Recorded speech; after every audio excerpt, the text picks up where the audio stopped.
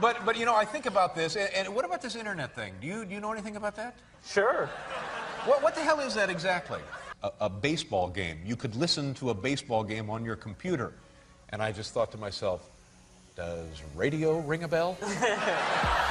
Oh, that's that little mark with the A and then the ring around it. At. See, that's what I said. And then it sounded stupid when I said it. Violence at NBC. I'm afraid that if I subscribed to something like internet, You would really be hooked. I would get hooked and I would never, spend time with my family. Just what is this main artery of the information superhighway? Every business, no matter how large, and no matter how small, will be on the internet in the year 2000. It's the primary way that people will look up information. It will replace the yellow pages as we know it today. What is an metaverse? Would everybody be someday hooked into an metaverse? Every business, no matter how small or how large, will be in, you got it, an metaverse. If I told you in 1995 that the internet will be a place where you can seamlessly share information, work, socialize, run multi-million-dollar business for Pete's sake, and play, you probably wouldn't give two shits.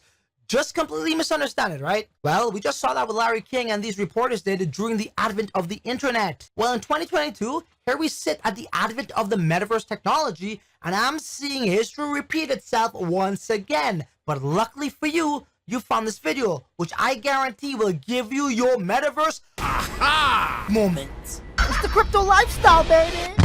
Welcome back to another video. If you're new here, my name is Francis, and I'm a metaverse landlord. We own metaverse real estate across the most sought-after metaverses and high foot traffic locations. And the reason why I make these videos is because a lot of people do not understand this technology, and I do not want you to be one of them. This is a projected $1 trillion market, and I don't want you to miss out on the next big boom. So if that sounds interesting to you, hit that subscribe and the bell notification button so you don't miss anything. Let me first share with you my definition of the metaverse. Now, the metaverse to me is a 3D virtual plane of existence or shared 3D environment which is experienced in real time. It is an extension of our reality, very similar to how Twitter, YouTube is virtual, and is also an extension of the physical reality.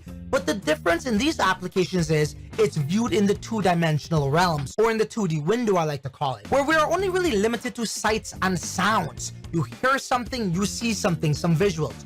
Unlike Web 3, which enhances your natural senses with immersive and intuitive-driven experiences. The metaverse can essentially transport the entire world into the same room where time, distance, and gravity no longer exists. True metaverses, however, must have its own economy, where people can buy, sell, or trade virtual and even physical items, and these virtual worlds should support vital elements such as virtual objects, goods, and decentralized ownership. Now, my urban two-liner definition of the metaverse is as follows. A 3D digital plane of existence you can access from your couch that has its own economy and allows you to extract monetary value, which can be used in the physical world. Now, how does that not excite anybody? Look, let's put it like this. Metaverse is going to impact all industries. It's the next iteration to the internet, computing, business, retail, socializing, gaming, entertainment, man, you freaking name it. And then you combine blockchain and the internet into the equation, which, by the way, were two technologies that had their own, fair share of criticism as well and misunderstandings during the early phases. Now, what you need to really understand is the concept of the metaverse isn't new, but what is new is the average Joe's ability to realize it. For you to clearly understand this, I want you to close your eyes and ask yourself, what could the future look like? But save that thought for the end of this video. And in the meantime, let's in great detail examine our technological advancement or history of how we evolved to this very point. Around the late 1970s, early 1980s, we had dinosaur-like large, bulky-ass computers, which were only made available and accessible to mega corporations or enterprises. Then a few years later, we entered the personal computer era, which paved the way for small businesses to have access to computers. Now, around the year 1995 to about 1996, we saw some homes with computers coupled with dialed-up modem internet access. This now gave us more of a reason to use those same very computers. But we only had occasional access to these resources, right? They're only located in our computer room or at our home, living room or something like that. We didn't really have them with us all the time.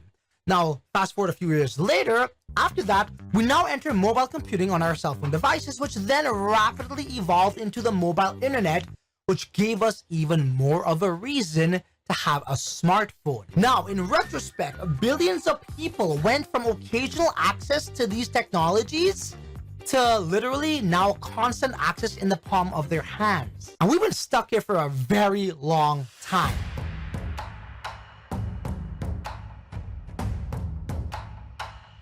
"2022 is the start of the metaverse era, which is 3D representations, avatars, and online identities. As human beings, we love expressing ourselves, whether that's sharing pics of our, cooked meals on Twitter, expressing our thoughts on good old YouTube, or posting a memory on your Facebook wall. But decades before all of that, the online culture has been gravitating towards virtual attachments. And here's what I mean, ladies and gentlemen. In the late 90s, we represented our identity through a username, expressing ourselves through text and chat apps like MIRC, ICQ, and MySpace. I might be showing my age a little bit there, but I'm sure some of you guys could resonate with me. Then a few years later, into the year 2000s, we have photocentric representation of ourselves, which was, of course, the big behemoth Facebook. Then we accelerated into better internet connections with the advancements of things like bandwidth and broadband, which enabled video content, thus the rise of YouTube. Then shortly after this, we got on-the-fly content creation, which now we call live streaming. This now means you're not expressing yourself in an isolated room to be uploaded to the internet, but instead, you're expressing your daily life through Instagram stories, YouTube live streams, and TikTok stories, etc., etc., etc. Here in 2022, the beginning of the metaverse era, we are transitioning into a new version, which is 3D representations, avatars, and true online identities. So this misunderstanding and initial criticizing of the metaverse from people when I'm asked, why are you such a believer in the metaverse, Francis? Come on, bro, why? Well, I reply back with, well, I think the metaverse is going to be a place where people are going to spend a lot of time. I think it's going to be the new digital industrial revolution, if you will. It's going to be the new workforce. People are going to be able to make friends there. People are going to be able to, create content there. They're going to be able to conduct businesses there. And if I think as an investor that all of these things will take place in these virtual worlds or metaverses, just like those things, same things have already come to life in 2D internet, I'm almost certain history will indeed repeat itself. Now, for example, when you study kids around the ages of, say, 10 to 13 years old, these kids aren't really that much interested in these 2D or two-dimensional applications like YouTube and Facebook. These kids are in 3D environments like Fortnite and Roblox. That's the direction the new generation is going into, and also the technology is moving towards. Right now, being early in the metaverse, companies and brands literally has the opportunity to stand out and being different from their competitors. And I'm not speaking from a product standpoint, no, but how they can reach and be revered or appealed by various audiences. For example, on YouTube and Google, you must know search engine optimizational skills, also known as SEO, to reach out to a wider, broad band of audience. Attributes like storytelling or opinion-thrilled content is what video content creators have developed today. And with Twitter, brands use it not just to say something, but to really express their identity. Like adding a Bored Ape Yacht Club NFT, to your Twitter profile. But right now, in 2022, those SEO strategies from the past aren't going to really build you much market share anymore due to its saturation. It's not as though I could bust out a new clothing line and say, I'm going to SEO the heck out of that ish. Those days are long, long gone. Those tactics and techniques in 2022 has become watered down. And the next forthcoming is virtual worlds or shared 3D environments. Any salesman today will tell you that how you need to be able to storytell to be successful in life. And we see this in full effect on YouTube for years. But when you are talking about virtual worlds, we are now talking about the direct transcendence from storytelling into an art or craft. In other words, you have to create a quote-unquote experience where people want to go. Ideally, where it's an gamified, atmospheric sort of environment that can reiterate that brand appeal and premise. For example, Ariana Grande did a live concert event in Fortnite where she netted tens of millions of dollars and sold her concert wearables or digital clothes in the form of NFTs. Now that's exactly what we're talking about, brand appeal. That's differentiating herself from the competitors who couldn't even perform or go to work in the real world due to corona restrictions, but moreover, the overall experience was just flat out fun and fans wanted more. Creating an experience that is authentic, genuinely fun is what brands and companies will have to master in the metaverse to grow their market share. And when you take a look over generations, when there is a substantial platform shifts, whether that be from desktop home computers to mobile computers, today often new companies emerges and comes to market. For example, back in the day, IBM at one point was the operating system in the 80s. Today, iOS, Apple, and obviously Samsung is running the table. In the photo industry, we saw Kodak laugh at the notion of digital photos, then went bankrupt in 2012. Ironically, the same year we saw the rise of Instagram, a digital photo sharing app. We can even look at service providers who were disrupted as well, such as Skype in communications, right? Y'all remember Skype now? Come on. And PayPal in mobile payments. Not too long after that, we saw more disruption, ladies and gentlemen, with WhatsApp, Telegram, Snapchat, and not to mention payments like Cash App and Square. Now in 2022, in the metaverse era, we are seeing yet another substantial platform shift with the likes of Roblox, Fortnite, and blockchain metaverses like Sandbox, Decentraland, and Bored Ape Yacht Club now announcing that they'll be launching their very own metaverse as well. It's an interoperable gaming NFT metaverse called The Other Side. Also, cryptocurrency, which is disrupting the previously mentioned payment apps with crypto transactions at the all-time high, somewhere in the billions of dollars per day. Lastly, in the telecommunications sector today, we see the rapid rise of Zoom, but also a massive adoption in Discord and Telegram.